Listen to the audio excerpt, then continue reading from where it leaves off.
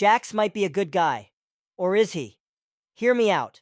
In the beginning of the pilot episode, Pomni accidentally causes Gangle mask to break. Gangle says, "They broke my comedy mask," and Jax decides to step on it, breaking it into pieces to focus on him instead. Also, when Ratha starts telling Pomni about abstraction, she's close to going insane herself. Jax makes her mad by telling her he put a centipede in her room to shift her focus off the topic. There's actually a reason he's mean to everyone.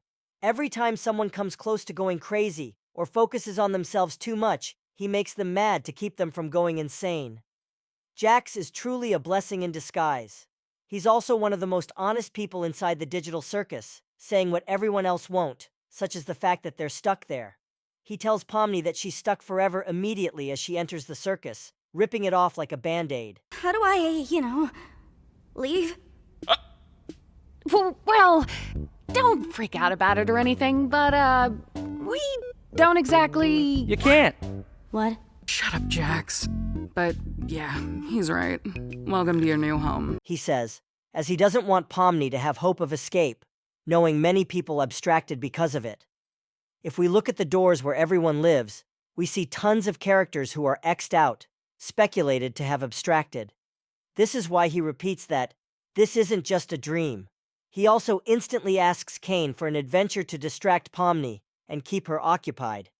"So Kane, are we having a new adventure today for the newbie or what?" he asks. So, Kane, we having a new adventure today for the newbie or what? I'd like to give our brand new member a tour of the circus grounds first. When they go to see Kaufmo, Jax purposefully leaves the depressive and mentally unstable Kinger and Gangle behind, as the goal was to reassure Pomni.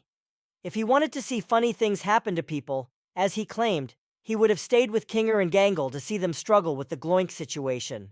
Even when Pomni gives the iconic "life is over" stare in front of Kaufmo room, he's the one to notice and wake her up, not Ragatha.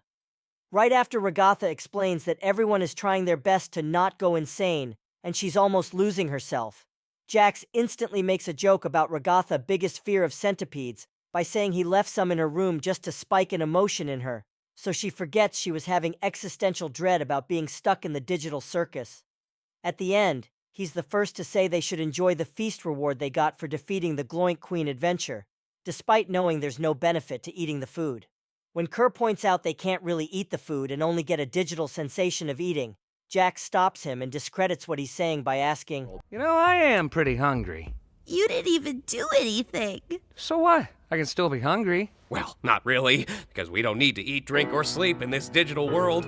So the digital food here only gives off the virtual sensation of eating, without any of the nutritional benefits. Sheesh, lay off it. Since when are you an expert on the digital world? Jax makes Kinger shut up to avoid everyone else thinking about the fact that they're stuck in a digital prison.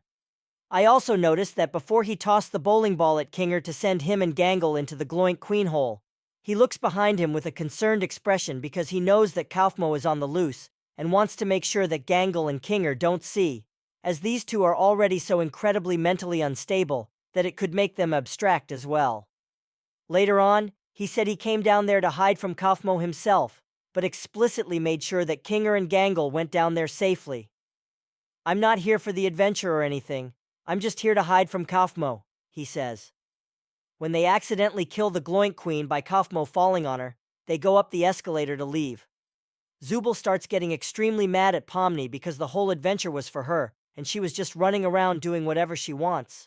But Jax didn't want Pomni to have any enemies, especially since it's her first day, so he says the rudest thing possible.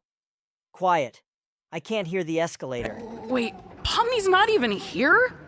Wasn't this whole thing for her? Be quiet. I can't hear the escalator. This shifts Zubul anger to him rather than Pomni. Because of all of Jax's acts of disguised kindness, this probably helped keep Pomni as emotionally stable as possible, but at the end of the episode, she still gives a crazy smile. However, she didn't abstract, thankfully. Could all of this mean that Jax is a good guy? What if it actually makes him a bad guy?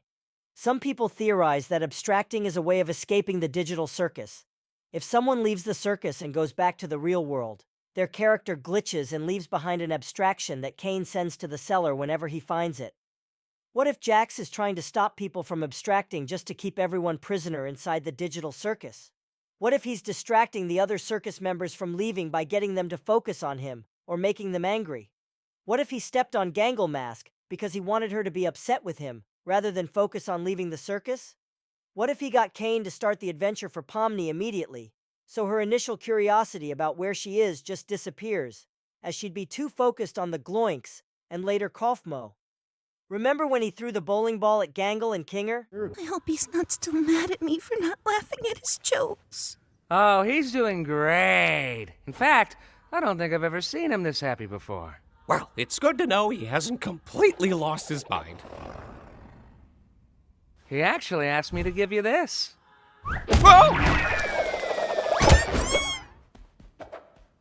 Could this be a way of making sure they don't find out about Kaufmo abstraction, to ensure they don't think they can escape the circus as well? Whether Jax is a good or bad guy depends on two things: whether or not you escape the digital circus when you abstract, and whether or not Jax knows this. It's unlikely Jax would know how the digital circus operates, and it's especially difficult to believe he would know if abstracting lets you escape, as he would have tried to abstract himself if he knew that was true. My theory is that abstracting doesn't send you out of the circus. Instead, it corrupts your character file, killing you and leaving you as an uncontrollable monster. This is why Kane sends abstractions to the cellar to prevent future damage to the circus. Everything touched by an abstraction starts to abstract itself by glitching. We saw this with Ragatha whole body after she got beaten up by Kaufmo. You can see her glitching all over. Pomni, thank you. Help me out here. I understand you don't want to. Even just by Ragatha touching Pomni's hand, it starts to glitch. While Kaufmo is beating up the Gloink Queen, just from contact, she starts to glitch out. When they first went down the Gloink Queen hole, they see even one of the glowing stars glitching. You can see Jax has an extremely worried expression on his face when he sees this. "I'll be fine," he says, which is very important because Jax rarely does anything but give his arrogant smile. My theory is that Jax doesn't know what's going on and thinks he's doing the right thing with his rude persona to mask it. However, he could unintentionally also be a bad guy because he's stopping people from escaping by abstracting.